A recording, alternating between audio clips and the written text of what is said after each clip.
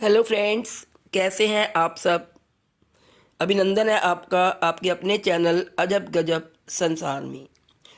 आइए दोस्तों, एक बहुत बढ़िया सी कहानी सुनते हैं जिसका शीर्षक है समर्पण।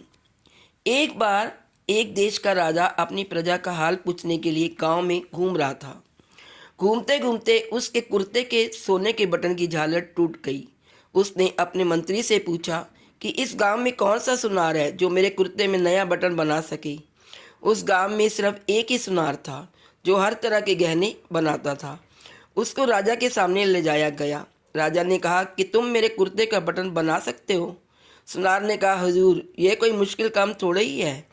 उसने कुर्ते का दूसरा बटन देखकर नया बटन बना दिया और राजा के कुर्ते में फिट कर दिया। राजा ने खुश होकर सुनार से पूछा कि कितने पैसे दूं। सुनार ने कहा, महाराज रहने दो, छोटा सा काम था। उसने मन में सोचा कि सोना राजा का था, उसने तो सिर्फ मजदूरी ही की है और राजा से मजदूरी के क्या पैसे लेने। राजा ने फिर से सुनार से पूछा कि नहीं नहीं, बोलो कितने पैसे दूं। सुनार ने सोचा कि 2 रुपये मांग लेता हूँ। फिर मन में विचार आया कि कहीं राजा ये ना सोच ले कि एक बटन बनाने का मेरे से 2 रुपये ले रहा है तो गांव वालों से कितना लेता होगा और कोई सज़ा ना दे दे, क्योंकि उस ज़माने में 2 रुपये की बहुत कीमत होती थी। सुनार ने सोच विचार कर राजा से कहा कि महाराज, जो भी आपकी इच्छा हो आप दे दीजिए।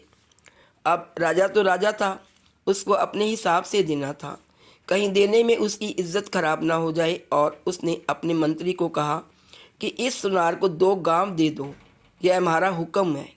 यहाँ जो सुनार जो सिर्फ 2 रुपये की मांग सोच रहे थे, मगर राजा ने उनको 2 गांव दे दिए। दोस्तों, इसी प्रकार जब हम प्रभु पर सब कुछ छोड़ते हैं तो वह अपने हिसाब से देता है, और मांगते हैं तो सिर्फ हम मांगने में ही कमी कर जाते हैं। देने वाला तो पता नहीं क्या देना चाहता है, लेकिन हम अपनी हैसियत से बड़ी तुच्छ वस्तु मांग लेते हैं। इसीलिए संत महात्मा कहते हैं, ईश्वर को सब कुछ अपना समर्पण कर दो, उनसे कभी कुछ मत मांगो। जो वो अपने आप दें, बस उसी में संतुष्ट रहो, उसी में शुक्राना करो, फिर देखो उसकी लीला। बारे के न्यारे हो जाएंगे। जीवन में धन के साथ संतुष्टि होना भी बहुत ज़रूरी है।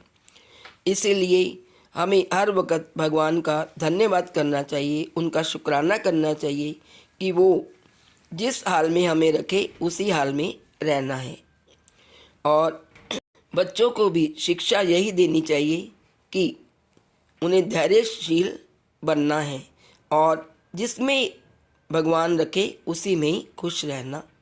तो दोस्तों, ये था एक छोटा सा प्रसंग। आशा है आपको पसंद आया होगा। यदि अच्छा लगे तो please like, share and subscribe. Thank you.